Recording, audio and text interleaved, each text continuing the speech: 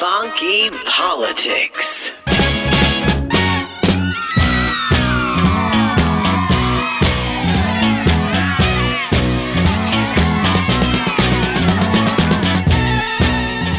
We're back with Funky Politics powered by the Kudzukian Network. I am DC, sitting here along with a great gaggle of co-hosts, Jen Littlejohn, my world traveler. How are you, Jen? Hey, I'm doing well. How are you, DC? I'm doing great. Welcome back to the show, man. I've been missing you here for a while. You know that? It feels good to be back. Well, you feel good. That's all I'm going to tell you. You're feeling good.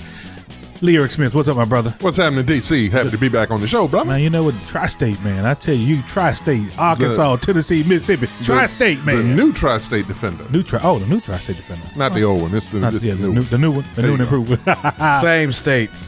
Same states. New paper. Get out of here. Doc Ward. Marcus Doc Ward. The lawyer for all types. All hypes. No, I ain't doing all types. Oh, you can't do everything? No. Never had a non-paying client. Don't know what that is. You can't do a divorce and a criminal case at the same time? I tell you what, but I love Funky Politics because Funky Politics has S to the O to the U to the L. Soul Finger. That's what we listen to right now. Soul Finger? Yeah, let me tell you something about this song. This is the first recording on Stax Records, Memphis, Tennessee by the famous Barcades. And the kids in the background were outside, so they brought them in. And you know how they paid them to be on the record? What does that do? They paid them with Coca-Cola. Don't you say nothing. Don't you say not one damn word. This moment in funky history. Go to the issues. I'm going straight to speaking of Coke. Go to the issues. I was watching the Oscars the other night, and I mean Coca-Cola. Oscar so white. Oscar so white. So the Academy Awards are doing their best to try to get as many diverse. Said nobody, right? No, they're not. But I will say this: the president and his wife, their production company. President of who? President Obama. Okay. They won Best Docu-Feature. Higher Ground Productions. Let's give a big shout out to the president. Past president, we miss you. Mr. President, can you come back, please, and help us out? But anyway, I want to make sure I shout that out. But also, there was a young brother who had this Best Animated Short. Matthew Cherry, former Jacksonville Jaguar, won what for Hair Love. For Hair Love, yeah, it's a story. It's an animated. No, wait, hold on, Lee, you ain't got no hair. Can you talk about that? I still have love for hair. That's what he was doing, man. Okay, I'm sorry. Go ahead. My bad. I remember hair. All right, but no, it's a cute little story. No words in it really, except at the beginning. You only hear the mother over the phone, kind of trying to talk to dad through how to do his daughter's hair. Oh, wow. And it's just a beautiful little piece about a father, being a dad to his daughter. It's just real sweet. Girl dad. I tried. I tried to do my daughter's hair. I will say this. Here's the other thing. He had tweeted out several years ago actually, that he had this idea for an Oscar award-winning animated short. And if somebody had, there was an animator out there, hit him up. And lo and behold, wow, here we are. Shout out to another brother. Hey, right from Funky Politics, baby. Yep. Kudzukian Network. You ever done your daughter's hair? I did. I did it several times. She's 20 years old now, and she has beautiful hair, but she loves to wear these other attachments. I won't even call their names, but they start with W. Well, let me just say this. I'm sorry. So when I was in high school, ninth grade, Toni Braxton was one of my favorite artists, and I wanted my hair cut. So I went to the salon and got my hair cut. However, I wanted the back a certain kind of way. My dad cut my hair, and he would go on to cut my hair throughout high school and even college. Wow. Yeah. Really? Yeah, absolutely. Cool. I like the cut. Yeah. Wow. I'm just trying to preserve what little bit of hair I got left there. Wow. I go to the salon. They said, you need to get out, doc. They selling chow mein next door. Uh-huh. Wow. Like, what does that mean? No hair for you. No hair for you here. I don't know what that means, but I know with my daughter, there's one simple thing. It's scoop, rubber band, go out. Scoop, rubber band, go out. Rubber band, That's go a baby there. Yeah, well, she's only. Hey, man, speaking of Scoop. Yeah. Gail and Snoop. That ain't no scoop. Somebody told me they were going to get together and they were going to do the beer summit. Like the president did with Dr. Gates back in the day. Is it going to be a beer summit or a blunt summit? Snoop going to be there. He'll bring the blunt. He'll bring the blunt. What's Gail going to bring? Gail going to bring the... Because I think both of them have to be high to do what they did. I think we just need to that's one of those things that you kind of need to just let fade on away. It's just out of bounds. Totally out of bounds. I talked to a journalist who said she was not out of bounds. He was. No. They said she was not out of bounds. That is a part of his makeup of his career, right? No, Right. that's a part of his life. And I agree now that's with what she that. said. Yeah. So it was not out of bounds. Now, no, it was, as a journalist, it was not out of bounds. I'm gonna go with that. Did I like to hear it? No. I disagree. Go ahead, The reason, Doc. and the You got reason it? why I disagree is because we didn't get anything new out of it. Now, if she was making new news or talking about something we didn't already know or breaking some type of story about it, but she was basically rehashing what was already a bad incident to a friend of his, and it may have gone over a good friend and it of may his, have as a gone matter of over fact. fine. But when she asked Lisa Leslie her opinion, and then proceeded to argue Lisa Leslie's opinion, well, you wouldn't have known this.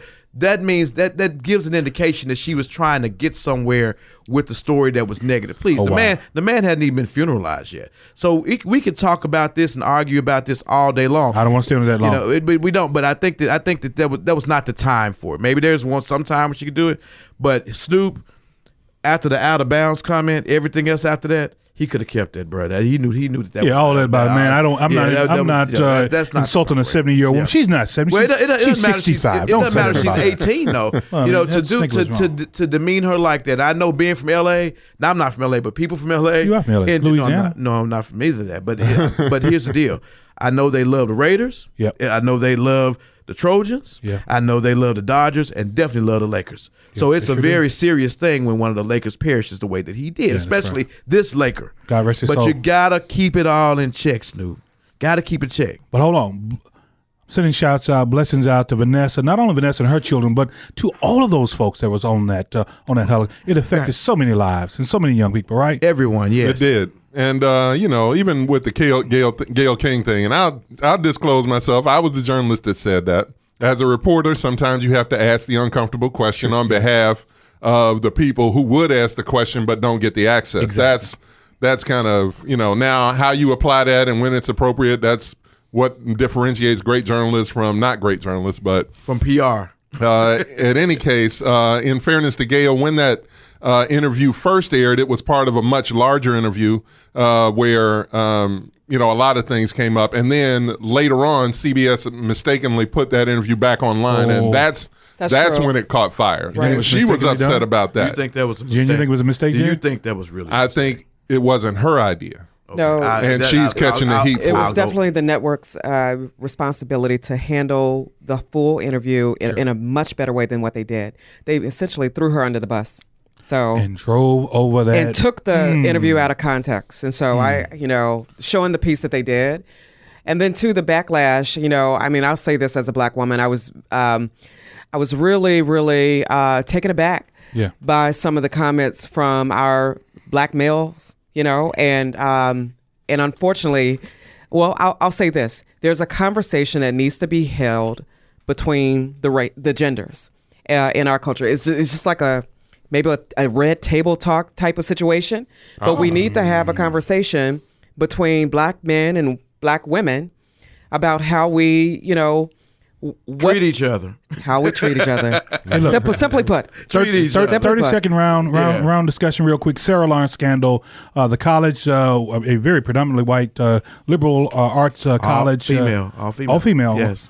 I wish I could have gone to that school, but I didn't go to that school back in the day because I have a great understanding for women's issues. I really do. And I could have taught there. Man, really? Yeah. That's all I'm saying. But anyway, Doc, you have a wonderful side on that piece because this gentleman there who actually did some pretty grotesque stuff. He moves in on campus with his daughter. His daughter, yes. How that even happens, I don't know. But I couldn't move in on campus with my daughter in a female dormitory, right? And assume that I'm here to help. But now all of a sudden, I'm sitting there and I'm extorting these women. I'm using them for my own lustful purposes. And I'm shaking them down for money, Doc. Yeah. Come on, from a legal perspective, how does that happen? Well, from a legal perspective, it's not legal, so there's no legal perspective under which it could actually happen. But it just goes to show you that there's a lot of abuse that's going on as it relates to women and issues because this was a trafficking issue. Yeah. And it was young ladies whose parents send them to college to be leaders tomorrow, get caught up with someone else's dad and get into a series of issues that allows them to be subjugated to the father. I mean, the question is going to be, how did the college allow this to happen? And you're going to find as they keep on digging deeper, it had to be somebody very high up that allowed a lot of the things to happen. Speaking of high up, I'm just going to lift them all up in prayer. Your fine state of Mississippi, Jackson State University, just lost their president to a smaller scandal to some respect, but it's a nationwide impact, because here's another HBCU that's been put out there on the forefront for something that a leader did, right? And so he gets caught up into this little, human trafficking or prostitution sting. It's a prostitution sting. It was actually a sting, and they had been watching for some time. So apparently, I don't know all the issues with what he'd been doing before, but it was a sting, and he got caught up in it with another instructor. Yeah, well, and also Shonda McCarthy, right? Who was over the art department or art director, was also caught up in that as well. So she was a madam or something? I have no idea. It's a fascinating little case. I'm looking forward to seeing it on MSNBC or one of those ID shows. But yeah, his name's Dr. Will Bynum. He was the president of Jackson State, and I had the chance to interview him a few times. Yeah, he's pretty good. What I'm saying. Very charismatic, but he had a secret life. He went out for $80. Secret life. $80. Yeah. But one thing that ain't secret is what we're about to give you about this White House, because it's transparent, but we don't know if it's in a good way or a bad way. But we're going to break it down real right and funky here on Funky Politics when we come on back. The whole funk, because we're so funkified. Nothing but the funk. Riffin' on jazz. When two friends get together to kick it about jazz, it's called Riffin' on Jazz. Catch us riffing on jazz every week right here on your favorite broadcast or podcast platforms. Riffin' on jazz on the Kudzukian Network. Kudzukian! Funky Politics, powered by the Kudzukian Network. You got the crew sitting at the table today, the entire crew. DC, Jen Littlejohn, Lyric Smith, and Dr. Ward. And man, we are cutting. Somebody just cut one loose. Lord, what was that? Doc, was that you? Because then it got funky up in here now. Hold on, wait a minute now. This is Funky Politics. And I'm going to tell you what, we bring it real right, and we always bring it funk up in this, John. And speaking of funky. This is, we're doing the Sissy Strut by the Masters. That's what you're listening to. Is that what that's called? That's what it is. I never knew that song before in my life. You never heard a song before? Never heard that in my life. Yeah, okay. And I'm like 89, and that's a lot of living, right? I think I've heard the samples of this on some like 90s New Jack Swing type stuff. It seemed like something. Probably so. I was running through the dope house and I heard this music. But anyway, let me get back. Speaking of the house. Yeah. Let's talk Mike Bloomberg. A lot of people don't. I mean, there's a lot of stuff out there right now, right? Yeah. There's a whole lot of stuff out there. Mm-hmm. Well, no, he calls him Mini Mike. That's what the president calls him. In the hood, we call him Lil Mike. You call him Lil Mike. What? Lil Mike, where you at? Mike, and Lil Mike. Yeah. This gentleman apparently has more money than the law allows, and I think he's got enough money to air condition the desert, right? Yeah, he owns the color blue or something like that. Yeah, he owns the color green. So green, okay. This guy is spending goo gobs of money to compete against Donald Trump, not the other Democratic candidates that are out there, who I just have to say, who I think are doing it the right way. They're going through the primary process. They're going through debates. I mean, that's just the right way to do it. Yeah, you got started late. Well, then offer yourself up to jump right on in there with everybody else. But now, guess what? When you're running against the guy who's sitting in office, it's easy to spend all that money, right? But these other folks, these other 6, 7, 8, 9 candidates, they're fighting amongst themselves. Well, I mean, I know that's my soapbox piece, and I'm done with it. I don't know. Well, the thing that I think about there is it's really, from a campaign strategy point of view, it's kind of brilliant. Because one of the things that we're seeing as these primaries begin to get underway is, of course, President Trump is winning all of the Republican primaries because there's no real competition. He is not getting primaried. The fact that Mike Bloomberg is running a national campaign already and pouring all of this money into it, saying, I'm the guy that can beat Donald Trump. It amounts to kind of a de facto primary, but also he is the one who is the only one right now, because these pockets are so deep, who can say on a national stage and kind of brand himself as, I'm the guy who can beat Donald Trump. We've heard all of the other candidates do it, but they're having to do it in the context of these primary races, state by state. But in terms of making a national case, wow. He's really doing that, and it's pretty smart. Now, whether or not it's right, that's a whole nother question. Yeah, so I wouldn't say that, it's not right or wrong. I just think that it's not fair. And, from all the candidates who have been on the ground working, doing all the grassroots work, it's kind of like a slap in the face, especially to those people who believe in democracy and believe in, knocking on doors and calling people and doing things the right way and really having persuasive conversations. And, for you to bypass that whole process, that's the whole process of getting, running for office, but not to buy your way to the top. I just think that that's something wrong with that. What do you guys think? Well, I'm with you. I mean, that's why I prefaced everything I said. Now, he's got the money. I don't know. I mean, I don't. I got to ask you a question. I got to ask a question. Yeah. So the whole thing that Tom Perez has lined up the way they've been doing it with the debates and everything else is that you had to raise a certain amount of money from other donors, right, and be of a certain percentage of the polls to win. Mm-hmm. Okay, if you are not in that certain percentage and you don't raise that amount of money, you don't get on the debate stage. Right. But let's say you still want to be president, then what are you going to do? You're going to have to go find a way to get your message out. Yeah. So Mike Bloomberg pulled out his black card. We know he's a billionaire, but he's not raising the amount of money that necessary to be on the stage, and he's not polling he's in the numbers. The process. So he had to do what was necessary. Wow. So he went and did what was necessary to put himself out there. Are you saying he cheated? Now, because he's a billionaire, yes, sir. People are saying that he cheated. But if he had had a bunch of friends or used Facebook strategically or was able to get the message out there to the same amount of people the same way, we would have said he's a genius. So I don't know that we are so ready to call him unfair and untrue because he has the money, because he's doing what he needs to do because he does not have the outside donor support and he doesn't have the polling numbers. Now, but here's the issue, though. It's bigger than just the election. Mike Bloomberg is a billionaire, and Donald Trump is a billionaire, I guess on paper. At least. At least non-liquid assets. We don't know what. We don't know. I may have more money than Donald Trump, and that's really saying. And we don't know what he has in Russian rubles. Go on. Once upon a time, the success story of America was all about the rags to riches rising up, pulling yourself up by your bootstraps. Jimmy Carter, Peace, those guys. Jimmy Carter from the peanut fields of Georgia, Clinton out of Arkansas, Hope, Arkansas. The miracle Barack Obama had holes in his shoes even when he was running for office. Right. But now we're on this billionaire stage. Yeah. And now everybody's being a billionaire. Everybody's a billionaire. And everybody's about trying to be the leader and the rich leader. And I know Nina Turner might have got a little out of hand calling him an oligarch. But is that where we're going right now? Are we going to the point now where we are going to have the billionaire status or that high dollar status is going to be sort of a silent qualification you being president? And that's the danger I'm concerned about. Jen? Yeah, I mean, so I do believe that he's an oligarch, and I do believe. Oh, wow. Yeah, and I do believe. Now be careful now. Are you ready to say that? Really, you think he is? Yeah, absolutely. Just said it. She's an oligarch. And what I do believe is, the process has not been fair. I think to allow him to jump over the process of, like I said, grassroots organizers, knocking on doors, phone calls, all of those people. It's just really a slap in people's faces that you can skip the process and then pay people who are not true organizers to get your message out. And then go online and pay people who are doing social media.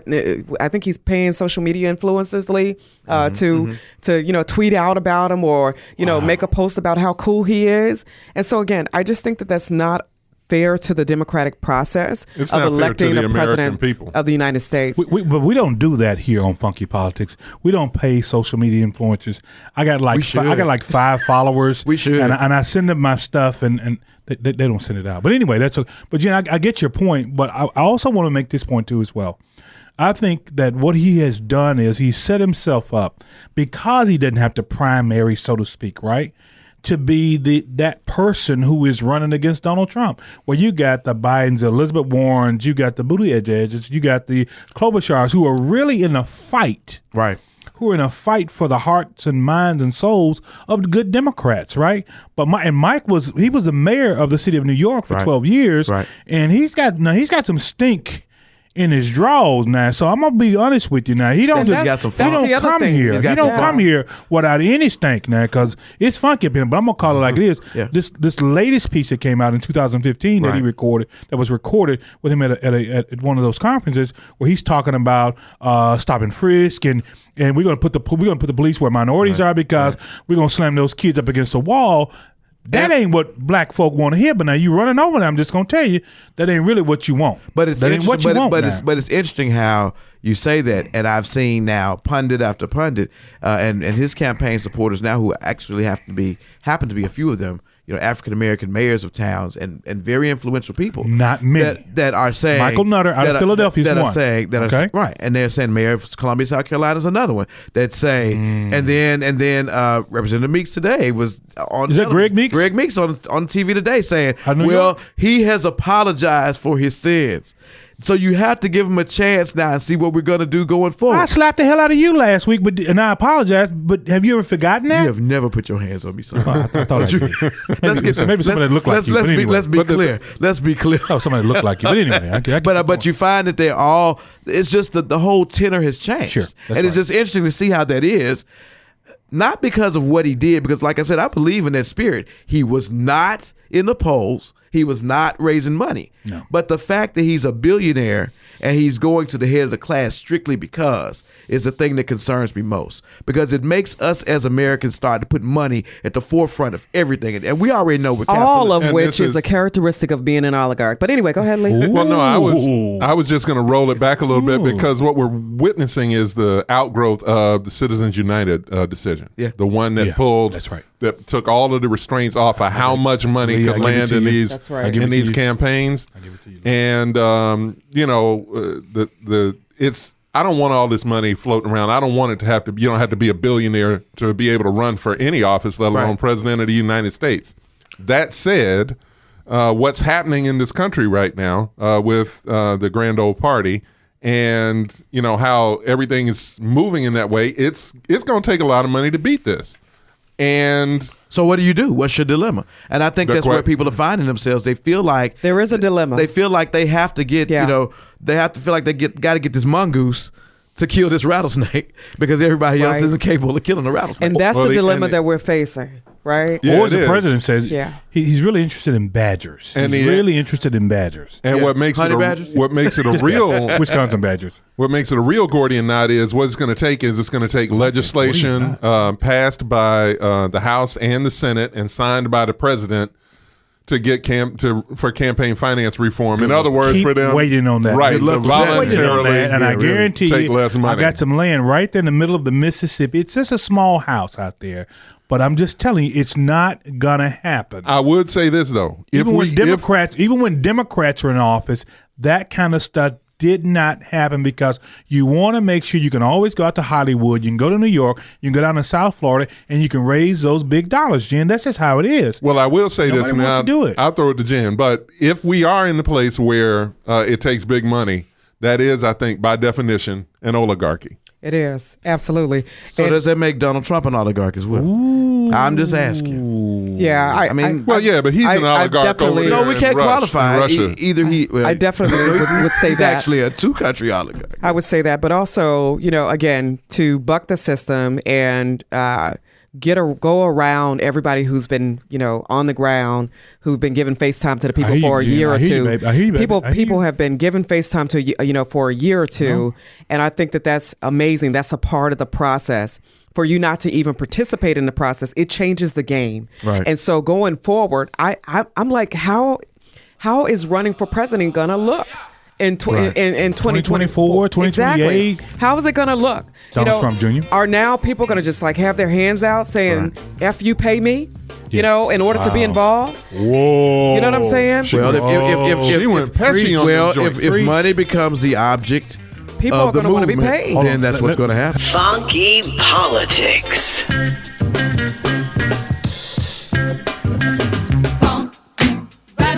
My great-great-grandfather, one of the first black politicians in Mississippi.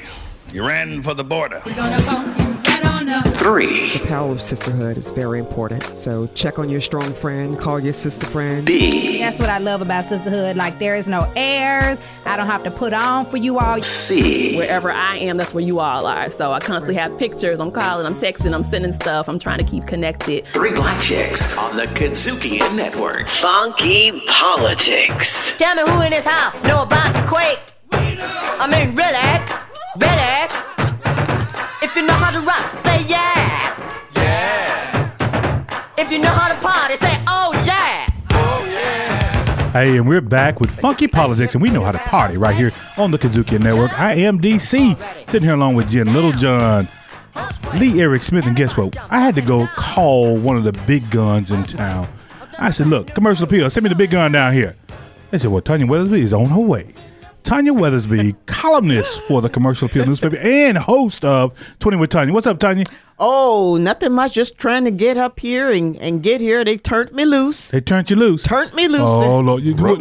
They turned Tanya loose, but we had to let Doc go. I fired Doc for about a segment. I don't know. I mean, but anyway, no, I didn't fire Doc. Doc I think he was hungry. He had to go get him some chicken. But anyway, so Tanya, check this out. We've been talking on this show all day about just walking you out under guard, and basically we've started from the Oscars, we've gotten down to Mike Bloomberg, but this is that segment where we call Stank of the Union. You've been with us a lot of times. Stank of the Union. And this one got stank up in here. Yeah. That's why I had to let Doc go. Doc, I said, Doc, you got to go change your diaper. So he left to go change his diaper. But anyway, so one thing I want to mention that Lieutenant Colonel Vindman, this gentleman who put everything on the line, no doubt his career, his everything that he believes as an American, he put it on the line to tell the truth. Yes. Because he said, truth, Dad, means, he said, it's just right.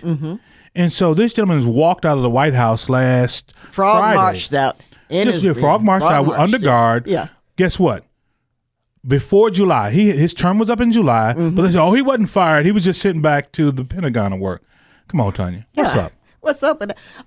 Just trying to make an example out of him. You know, that's Trump going after the people who he's trying to. Murkowski and Collins said though they thought he learned his lesson though, guys. No, come on now. That's him. That he's behaving just like an authoritarian would behave. Whoa. Trying to show this is what happens to people who don't do what I want them to do. And it's an absolute disgrace. I mean, this guy has a Purple Heart. He's done everything he was supposed. As a matter of fact, his complying with the congressional subpoena was just part of him doing what he was supposed to do. As a military officer in this country, and as somebody who follows the law and who follows. Jen, Gordon Sondland. So he's being punished. What kind of example does that send? He's being punished because somebody wanted him to lie. Essentially. Wow. So Gordon Sondland, the ambassador to the EU, one of Trump's picks, right? He was recalled. Yeah. Now, of course, as an ambassador, you serve at the will and pleasure of the president, no doubt. That's but right. Now, Gordon had to know that the writing was on the wall, guys, right? Yeah. Jen, they called him. He said, Doc, catch the first thing smoking out of Brussels. I don't care how you got. Matter of fact, you need to drive. They want him to drive. I said, don't you know I can't drive across water? We don't care. Drive. Yeah, like Tanya said, that Trump is authoritarian, right? Yeah. Oh, God. And how he has treated these people who have served and who spoke up and said the truth, Lee. Just to disrespect and disregard and undermine them. I mean, it says a lot. And the fact that he gets to still be the president after he's been impeached, after he's been found guilty of certain things, and even after the ones who voted to acquit him said they believe he did something. Right. Like, why would he stop and now? And then to go back and all the people who came out against you and spoke the truth, to get rid of them, I think that there's something wrong with that. And in America, I don't know how she sleeps at night. With her covers over her head and a shotgun under the bed. It's no doubt. She's got to, because this is anarchy almost, guys. This is crazy. It really is. Yeah, it's not an anarchy. It's what we're witnessing, is the consolidation of executive power. So this cuts two ways. One, that's exactly right. You punish honorable men by all accounts. Sondland and Vindman, women, men and women. Correct. My apologies. So you lose whatever institutional knowledge and integrity and moral character they might have brought to the table. That's right. And if we've learned anything, and all news seems to career people now. Well, yeah, we might see even with William Barr now. But I mean, if you step out of line with this president, people know you're going to go somewhere. So what does that mean? The president is surrounded only by yes men. Yeah, that's an authoritarian. But I tell you what's really tragic about this are the people who don't think it's anything wrong with that. What they'll say is, that's right. And he has a right to have people around him who support him. I say, you know what? But that works if you're a business person running a corporation. Not if you're the president of a country. That's different. This is not how any of this works, y'all. It doesn't work like that. Well, that's why we have civil servants for that reason. It's working this way career now. Service employees, that's right. Yeah. And shout out to the career service employees for the United States federal government who are going to work every day, and you are going there because you don't know if you're going to get a 1% or a 4%, but he told you you're going to get 5, but now you're going to get 1. Yeah. And keep doing what you're doing because America sees you and we support you. Yes. The argument that the House impeachment team made that they were when they were pleading in front of the Senate, like, look, you can't let this go unchecked. If you let this go unchecked, there's no stopping no stopping the president. And at that point, they weren't even talking specifically about President Trump. You set this precedent of putting all of this power in this one branch of government. It's going to be damn near impossible to get it back. And so why would President Trump stop now? Why he's been able to run off. Right, he's been able to run off and do whatever he wants. Yeah. There's no consequence. There's no accountability. The last thing that would have been him accountable would have been to remove him from office or at least to censure him or something. They didn't do anything. They didn't do any of that. Not guilty. Not guilty. The kid is in the cookie jar, and he's eating all the cookies. And he's hopped up on sugar, and we all getting ready to pay for it. And he's put a lot of Facebook. You're listening to Funky Politics right here on the Kudzukian Network. Did y'all see that picture, man, with the orange? I'm like, wow, this dude is really pale. Hey, let me tell you, there were 4 career prosecutors who prosecuted the Roger Stone case. I want to go there real quick because I think that's very important. All 4 gentlemen decided that, number one, if my superiors are going to overrule what we're supporting for a sentence, 7 to 9 years, is what they had recommended to Judge Amy Berman Jackson in the District Court of D.C., that's what the Justice Department signed off on. So a day later, they come back and say, no, that's too much. So it comes out of apparently the Attorney General's office to say, no, we want you all to lessen the sentence or recommend a lesson. They decided, you know what? We're done. Yeah, one gentleman completely resigned as the AUSA. Period. Mm-hmm. He said, I'm done. He said, look, I can go do something over in Virginia. I can do something in Maryland, right? I'm good on this.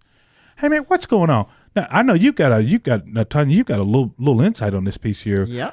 With that deal up there in D.C. Well, what happened was one of our local residents, Tamika Hart, here in Memphis. Yeah, local here. Well, she lives in D.C. now, I think, right? I think she's in D.C. She's in D.C.? Yeah, to qualify for a jury, I think you got to be in, Okay, well, she's from Memphis. Yeah, she's a Memphis. She's a Shout out to Tamika Hart. Shout out to former Tamika. Commissioner. Hey, she's a Delta I better change my column in Memphian. But anyway, she is a Memphian. She lives in D.C. But she felt compelled this week to make a post on Facebook because she was the jury forewoman in Roger Stone trial. She made a compelling post on Facebook defending those prosecutors. Wow. Because she felt, really, really concerned, and she's an advocate because that's what she's done most of her career is be an advocate. No, and she's also an officer of the court, so she's an attorney as well, too. She's an attorney. Yes, sir. And she's an advocate for the right.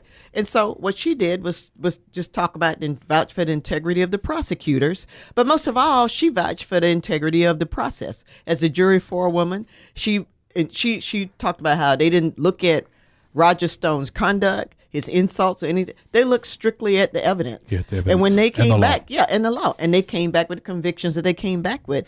And she thought it was egregious that the Justice Department is now saying, go back and give him something lighter. Because we don't think is overruling them. So she vouched for them, for them, and now it's attracted.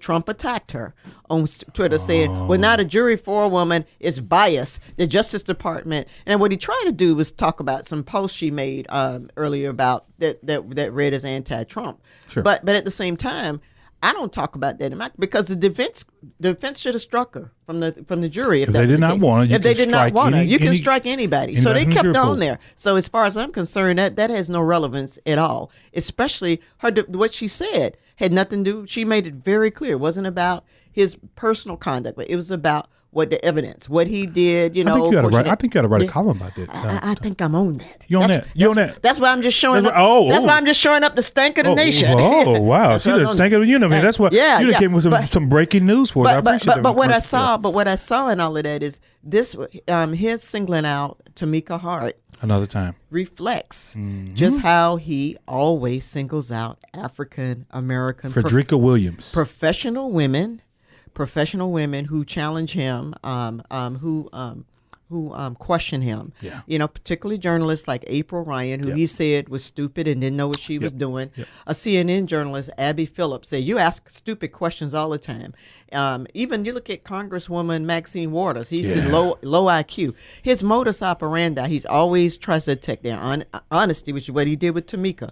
Well, she's biased. Their honesty or their competency or sometimes their temperament, you know, playing into that angry black woman trope. Angry black woman. And that's that's kind of what I talked about. And he's done worse with other people. But before we get out of here, I want to say that, you know, I applaud Tamika for speaking up. Yes. Sure. But it also speaks to something that I always talk about with some of my good girlfriends is black women. We always stand in the spaces for other people, right? Yeah. Yes. And we hold them up and we never get that in return. Now, that's a different conversation. You know, I don't want to redirect us. But you're right, though. But she is standing in a space where other people who should have been speaking up have not done so. Yes. So I applaud her, but I'm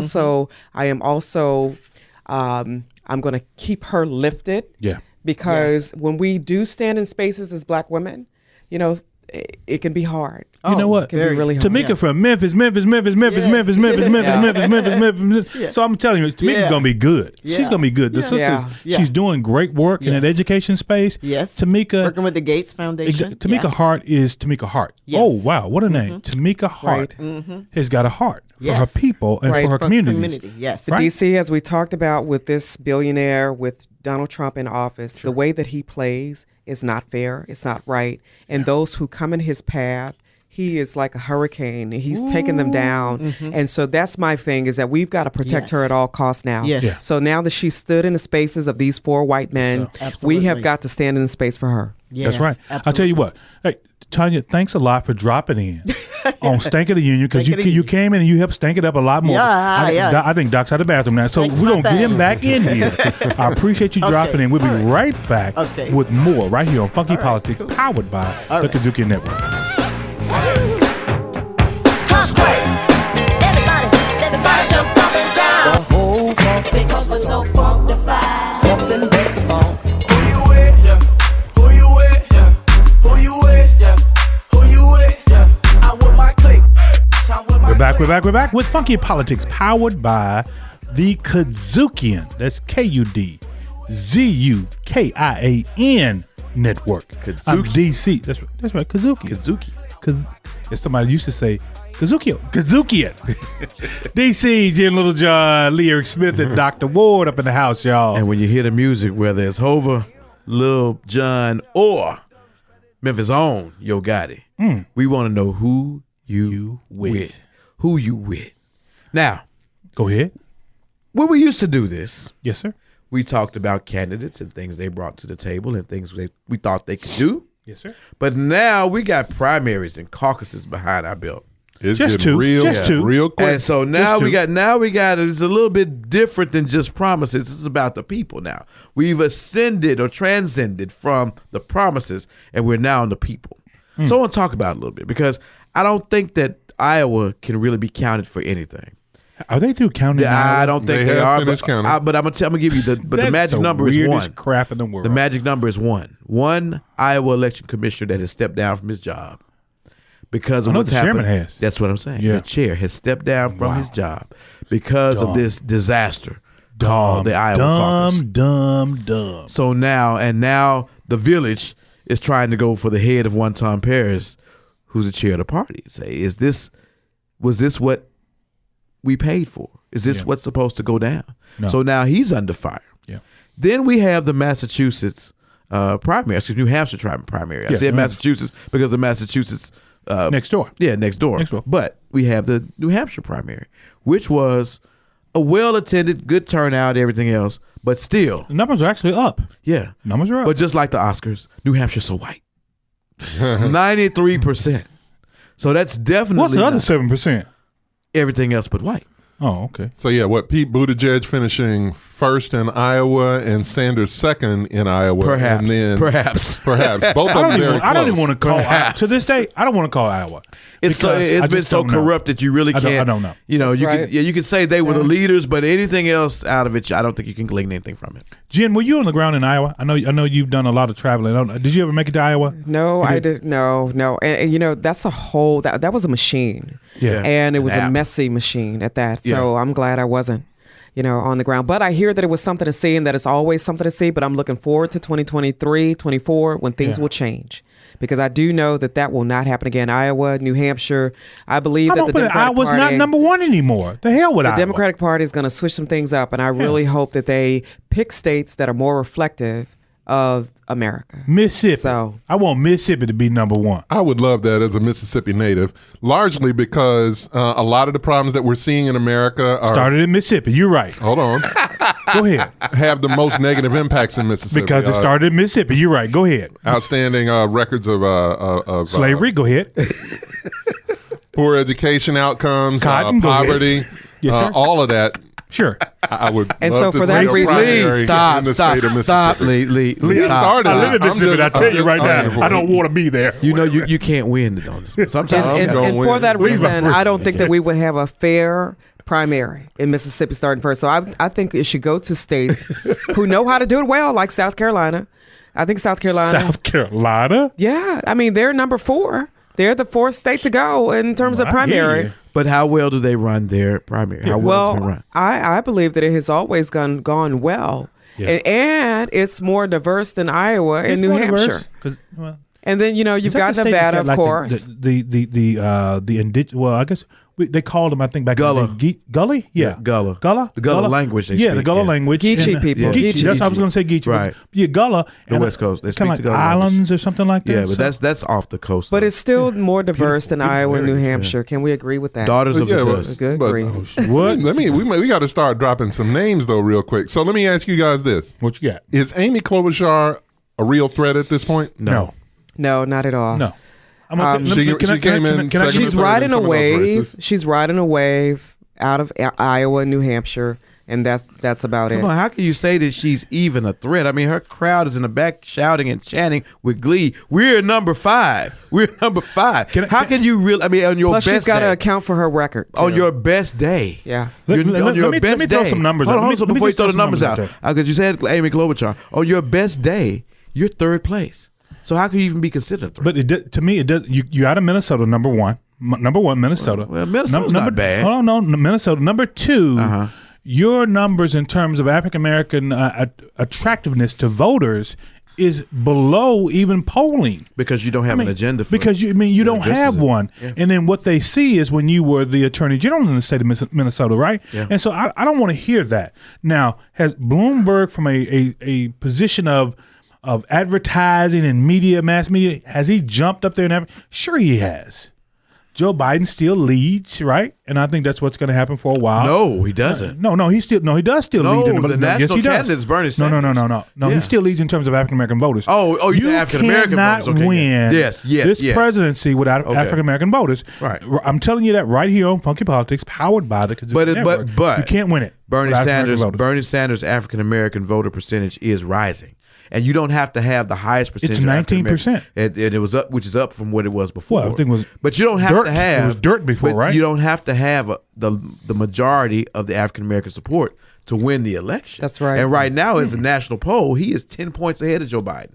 Now, Joe Biden. So what Joe Biden has to do, and I think it's clearly his race to win or lose.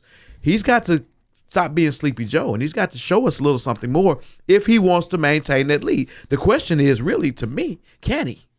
I want to know. I'm not worried about Joe anymore because Joe lost me 2 weeks ago. Elizabeth Warren. Well, you have to be worried about him. Elizabeth Warren Elizabeth Warren is a progressive. Yeah. She's and I'm going to jump in here, Jen. She's a progressive. Mm-hmm. Yeah. She talks a very good. In terms of economic development, she talks a great game. I don't understand how Amy has all of a sudden kind of gotten out there and I guess because Amy's a moderate. And so I guess I guess Elizabeth would be more so far left, is what they would consider. Yeah, I mean, with her going after billionaires, let's just when you go after big business, right? Guess what happens? You go to the left. They talk to their friends and a lot of people about fear you, that. right? Yeah, a lot of people fear that. I mean, even my brother who works for Fortune 5 is saying, I'm not with Amy. I'm not sure what what Warren is going to do to big business. And so he's like, Jen, I fear my job. I said, I get it. And a lot of people are in that boat. They feel that with her attacking billionaires, but all she's asking is if you can just share a little bit, if you can just 2%. Apple? It's just 2%. Microsoft? You know, Alibaba? and we can help Even fix some of the. It's money that they wouldn't even miss, DC, but it will help student debt cancellation. Lee, I know you got some debt that you want canceled. I got some debt. Matter of fact, Elizabeth Warren has a debt calculator online that you can put your student loan debt in, and it'll tell you how much, if she is in office on day one, how much would be dismissed. Wow. But the issue with anybody, I'm going to say Bernie Sanders or anyone else that has any kind of plan that requires you to extract, tax, or whatever it is from wealthy people, is that wealthy people didn't become wealthy without having wealthy lawyers. And wealthy people's lawyers find ways to they'll sign on to your legislation. Wealthy lobbyists. And they're wealthy lobbyists. And they find ways to get that wealth that was going to get cut from you down to that lower person. And then look at the ACA. And then all of a sudden, who's bearing, like in all cases, the brunt?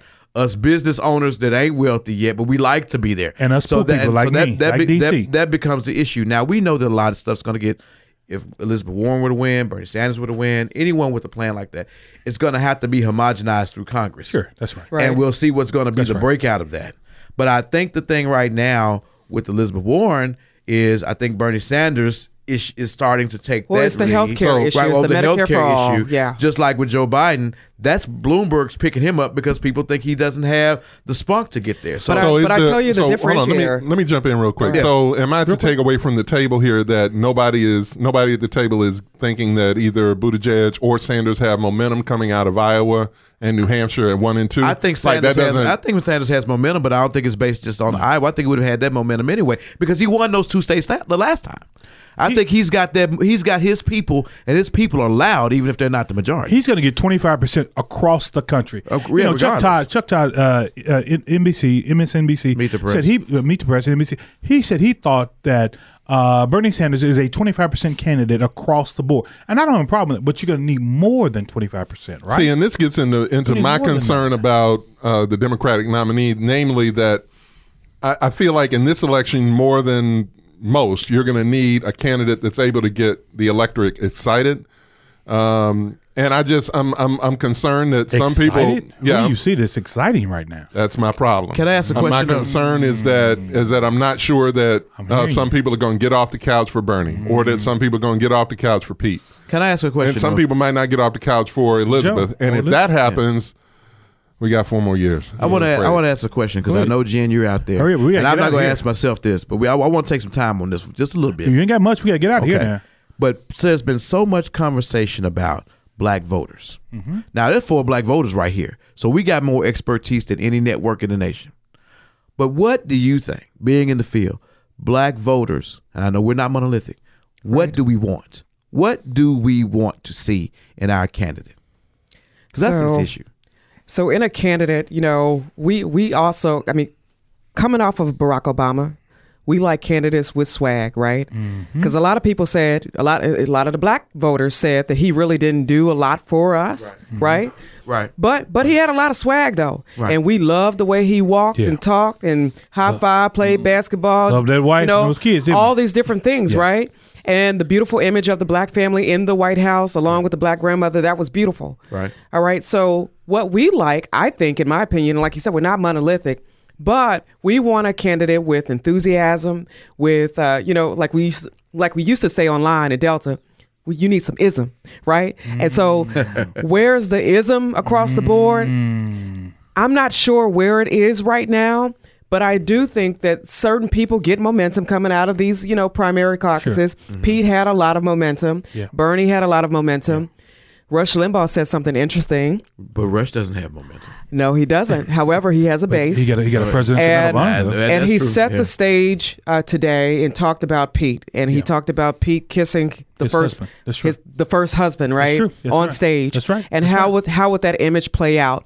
And I think for when you say black voters, he wasn't supporting that though. No, he wasn't. He was making a point of it. He was painting an image. He was painting an image, and he repeated it over and over again. Oh, okay. And so what he was describing was, is this something that we can deal with? Exactly. And he has a base, but he also has a base of black evangelicals and people Pentecostals of faith who do not like that image as well. That's correct. Yeah. And so again, we're looking for somebody who can carry our issues, who has that as ism, and who can speak to our issues. But I don't know who that person is just yet. That person has not emerged. I don't think it's Pete Buttigieg. I just don't believe it. I don't because of what Jen just said. I believe that when we get down to it, those of us that go to the polls, those black males, we're not going to push a button because we don't want to see that. I don't think he tries though. I don't think really. I don't think he tries hard enough either. No. But I think the person who has that swag is going to be Bloomberg. Wow. At the end of the day, and I'm just being honest with you. And he really, to me, he has no swag. Yeah, he has no swag, and he needs to account for that record. He's got a billion. But can I say this? Billion units of somebody swag. would be smart right now and say, "I need me a female to run with me." Well, I need a female to run with me. He was just hanging out with Stacey Abrams in Georgia. You know, he's already given $500,000. He gave $500,000 to her gubernatorial race, and then gave $5 million to Fair Fight. So I would look for her. He already had Lucy McBath, Congresswoman, sign on today, along with 2 other black congressional members. And so I would be willing to bet Stacey's going to appear in some sort of role down the road. Well, I tell you what, with all he's got going on with him right now with his issues on race, it would be it would be very smart and prudent of him to involve someone of African American that people support. Kamala or Stacey. Wow. VP. I'll tell you what, we'll be right back with some closing thoughts right here on Funky Politics, powered by the Kudzukian Network. The whole funk, because we're so funkified. Nothing but the funk. 20 with Tanya, presented by the Commercial Appeal. 20 minutes of the challenges and opportunities, we face in Memphis, but also a lot of the things nationally that concern me and that should concern other people as well. 20 with Tanya. On the Kudzukian Network. Kudzukian! You listen to Funky Politics, powered by the Kudzukian Network. Wheeling and dealing, stealing and killing. Mark 8:36 says, "What profit a man if he gain the whole world and lose his soul?" About 4 years ago, the Republican Party had a gaggle of candidates running against Hillary Clinton. The Republican Party didn't think any of them could win, so they made their deal with the devil. Now, I'm not calling Donald Trump a devil because none of us is a devil here on earth. He a devil. No, I'm not going to call him that. But I will. They sacrificed the integrity of our government, the knowledge of our policy, and the ability to apply the rule of law to people everywhere for equal justice. And now they have what they have. So they're in power. But is that real power? Is that real influence? Because right now we're looking at the same situation. Several candidates to beat this strong power. But now we're resulting to the billionaire. So what profited the Democratic Party, the African American race, to compromise its principles and its past if it loses its soul? Because what is an African American man or woman without soul? That'll preach. So yeah, I do want to just send a shout out real quick. Just this moment of silence, for me at least anyway, for the campaign of Andrew Yang. I want to say early on that from the beginning, when I first started talking about him on this show, I said I did not think he would win the presidency. You did. I was saying I thought that he was saying things and presenting ideas that deserve to be discussed in the context of a presidential election, which is national. Sure. And real quick, and we don't have a lot of time, but I did crunch the numbers on this. This show is taped in Memphis, which is home to area code 38126, considered one of the poorest in the state of Tennessee, maybe even in the nation. In the 38126 zip code, there are almost 4,000 people who are over the age of 18, all of which who would be eligible for the freedom dividend of $1,000 a month that Andrew Yang was proposing. Wow. So let me ask you this, and I'm just going to leave it on this thought because it makes me sad to think about it, but what if we were pumping $4 million a month? Because that's what that would be. If every 18-year-old up to the age of death got $1,000 a month, $4 million a month into the poorest neighborhoods in America, it would be the end of poverty. It would change everything. And that's a big idea, and I'm just lamenting that at least that idea, well, hopefully it'll gain momentum because it did gain a lot of momentum in this campaign. Can I say this to you, Lee? But I hope that a lot of his ideas are able to go on, even if his campaign isn't. Let me say this, and I said this to you earlier, and I think in a message I sent to you, I thought Andrew Yang was one of the only candidates, and I'm serious, that actually came up with something that was extremely progressive, that addressed, number one, really reparations. Yeah. Number one. That's reparations. If it's $4 million a month. It addressed reparations, and nobody got serious about it, right? But it addressed reparations, number one. But number two, it was a policy shift of the FDR, of the FDR days, right?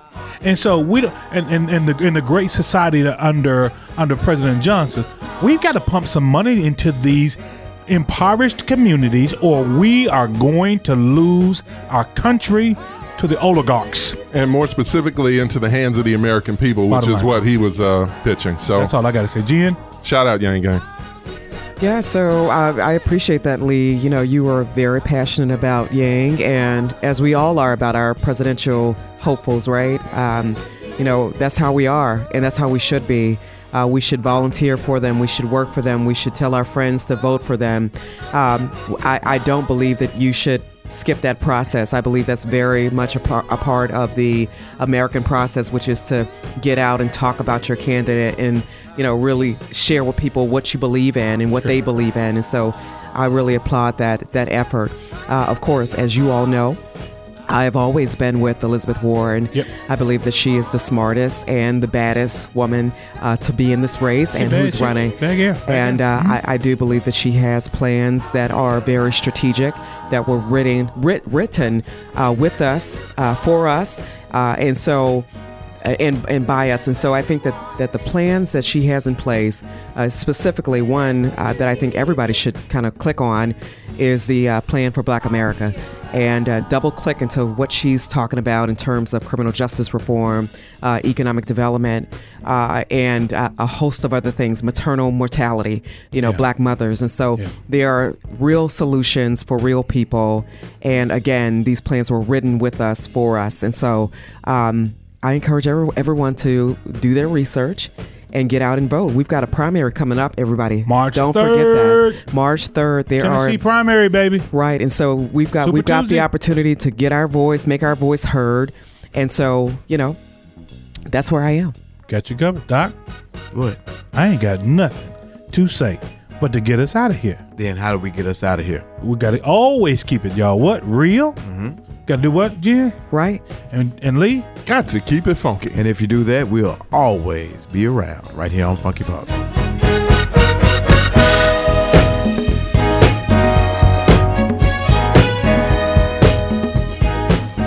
Funky Politics. Recorded at Kudzukian Studios. Directed, produced, and distributed by Kudzukian.